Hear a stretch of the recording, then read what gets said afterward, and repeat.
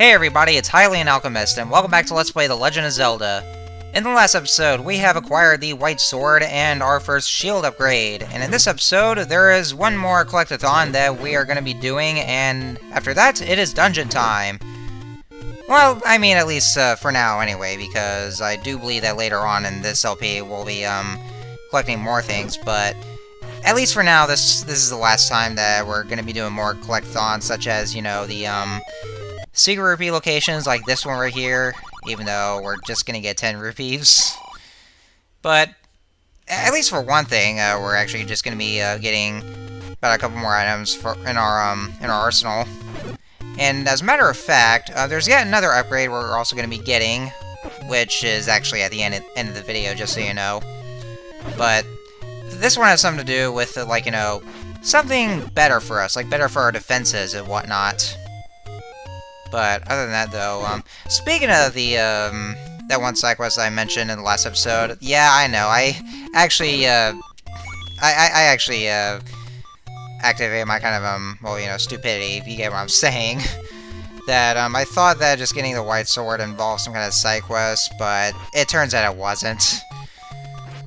It's actually for something else, but something good, like, you know, something that we're pretty much gonna be needing for our own good, basically, if, like, you know, for later dungeons, because I do know that later dungeons, for one thing, are going to get pretty tedious and quite challenging. So, we have to be prepared for that, but, yeah, that one side quest is for something else. I must have been thinking about one of my, other playthroughs I've done in the past. So, yeah, that was, my kind of, idiocy speaking. Anyway, I actually do want to give you guys some sort of trivia that I never actually got to mention. Something like, you know, well, something you probably couldn't blame Nintendo for, one thing, because this was back in the very early NES days of, you know, the translation. What I'm getting at here is that if you are playing the original Zelda, and by that I mean, like, you know, just playing Zelda 1 on the cartridge, on the actual NES console, instead of, like, you know, either the updated version on the GameCube, well, technically I won't say updated, but, you know, the port on the GameCube, like, you know, the Collector's Edition and the Virtual Console. Yeah, you know what I'm talking about. If you play that kind of version of, of Zelda 1, the opening, the opening script, like, you know, the kind of story they tell you, like, you know, how Ganon got the Triforce of Power and how Zelda broke the Triforce in 8 pieces. Oh yeah, I'm sorry if I'm interrupting myself, but yeah, we just got the arrows, if you just saw. Arrows, well, you know, at least we have some sort of projectile now. Just in case if we don't have the ability to shoot out sword beams, because we're not full health, because if you, because if that ever happens to you, and if you want to shoot something from afar, then you can use the arrows, but for some reason I'm actually not doing it, because, you know, I seem to like swords a lot, but anyway, back to what I'm saying here. So yeah, in the very original Zelda 1 on the cartridge for the NES, the story that it tells you was, like, you know, the, in the intro sequence, was very badly translated. Like, you know, it wasn't very much like how you saw the introduction story in this LP, because, you know, it's because I was playing this on the Virtual Console. But, you know, that kind of story there was very poorly translated. Like, you know, for instance, Ganon's name is spelled with 2 N's instead of 1, and instead of Triforce of Power, it's Triforce with Power. And if you actually want to see what it looks like, I'll post a link in the description down below. If I ever Google image and find one of those, and, like, you know, I'll just post a link to it and you guys can read it. But this was very early in NES days. That was very early NES translations, so I can't really possibly blame them, because, you know, well, I mean, I do know that later on in later years, I think it kind of gets better. I'm pretty sure anyway, but yeah, that was very early NES translation, so I can't really blame them. I mean, the hardware for the NES is limited, so I don't think it can handle big words during that time. But now with the GameCube port, like, you know, with the collector's edition, like, you know, the one game with the collection of Zelda games that was with, let's see, Zelda 2: The Adventure of Link, Ocarina of Time, and Majora's Mask, and no love for A Link to the Past for some reason. But yeah, bottom line is, if you're playing those games, then it gets better translated, and that's what you saw in the first episode of this LP, as well as the Virtual Console games like this one here. So anyway, well, okay, I thought that was the, I was, getting a little carried away with what I'm saying. I thought this was the one place where you can just, deliver the letter. I think it's somewhere else, but that was just the one Secret Ruby location. So, anyway, I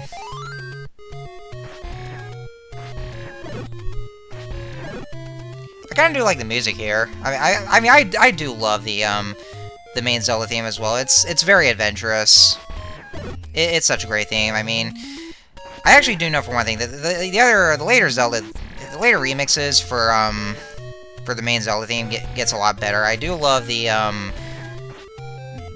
one from Link to the Past, but you know, pretty much all the overall themes in Zelda games are very epic and very adventurous.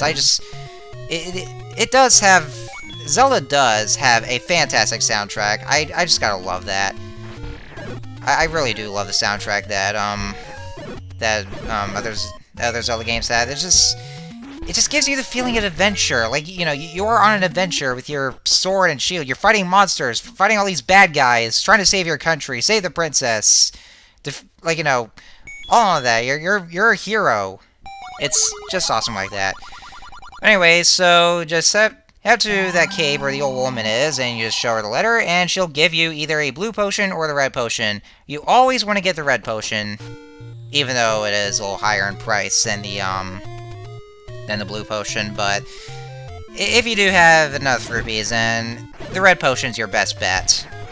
You are gonna need it for later dungeons that are gonna get more challenging. If you actually do, if you do drink the red potion, then it goes to the blue potion. It's actually good for two uses. So that's why it's a good idea to buy the red potions, so that way, in case you need it for other challenges that are gonna come in your way. If you just get the blue potion, then it's only good for one use. So, I mean, it's not, well, I mean, it's still fine to use it especially if you're going to the earlier dungeons, but for later dungeons, I do recommend the red potion. Me personally, I always go for the red potion because, well, you know, I do get a little paranoid, just so you know. I mean, I kind of do. Anyways, here, I guess there's really not much for me to talk about right now.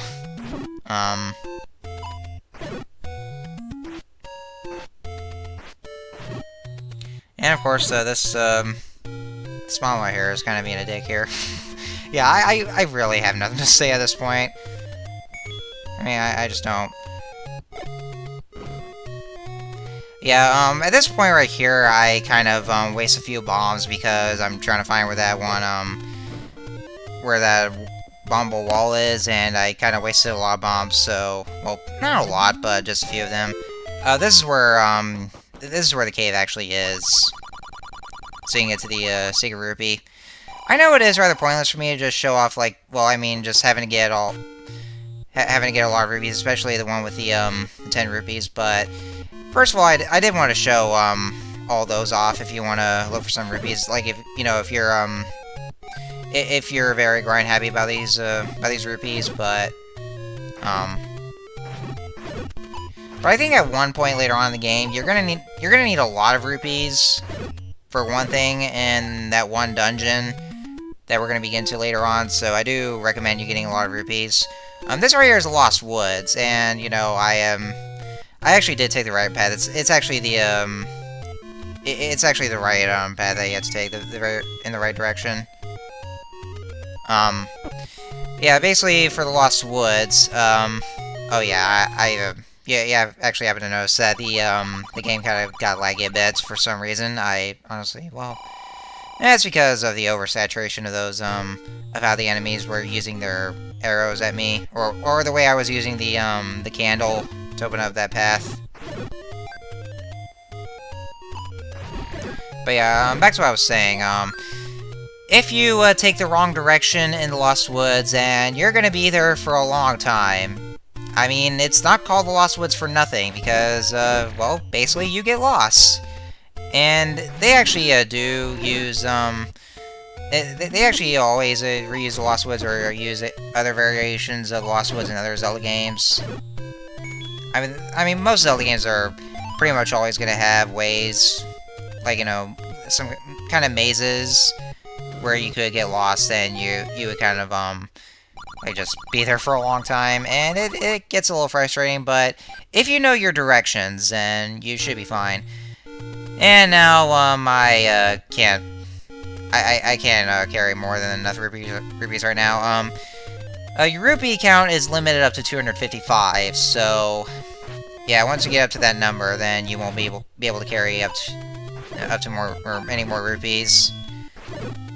So, at least at this point, it's still a little bit pointless for me to show off these secret rupee locations, but again, I want to show those off because, you know, I'm kind of the type of person that likes to show things off. But that's just me. Let's see, how much time, yeah, not very much right now. I think this is part where I get to that one upgrade that we'll be getting in. And I don't know exactly what I just did, like, you know, it kind of looked like, even though my back was turned, like when I was hit, like, you know, it's like it deflected that energy ball off. Or maybe it's how the shield is, like, you know, that shield is pretty big. Oh yeah, that's right, I never actually got to talk about these enemies. I never even mentioned them. We even encountered these guys before, but I never got to even mention them or talk about them. Oops. Well, these are levers. I hate those things. I really do. They always, they'll pop out of the ground, they always chase you. They are very annoying.